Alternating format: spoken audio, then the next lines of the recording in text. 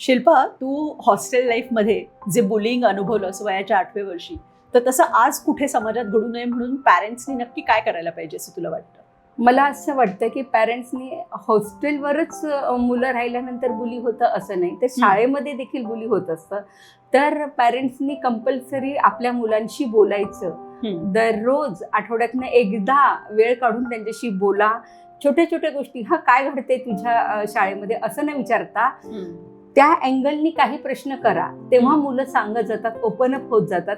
मुलांशी बोला. तुम्हाला थोडं देखील काही त्याच्यामध्ये ऑब्जेक्शनेबल वाटलं किंवा आपल्या मुलाच्या वागण्यात थोडासा बदल वाटला तर तो नक्की ॲज अ पॅरेंट तुम्ही डायरेक्ट शाळेपर्यंत जा, त्याच्या टीचर्सना सांगा किंवा त्यांची जी मुलं असतात त्यांना देखील, त्या मुलांचे जे पालक असतात त्यांच्याशी बोला. आणि या गोष्टी, कारण लक्षात ठेवा, या छोट्या वयामध्ये जे घडलेलं असतं त्याचे परिणाम शेवटपर्यंत राहतात. जसे माझ्या मनात अजून देखील त्या गोष्टी आठवलं तरी रडायला येतं. तर आपल्या मुलाला त्याची निकोप वाढ होण्यासाठी पालकांनी त्याच्या मुलाशी बोलणं आणि शाळेत त्या गोष्टी वेळोवेळी पोहोचवणं हे अतिशय गरजेचं आहे असं मला वाटतं.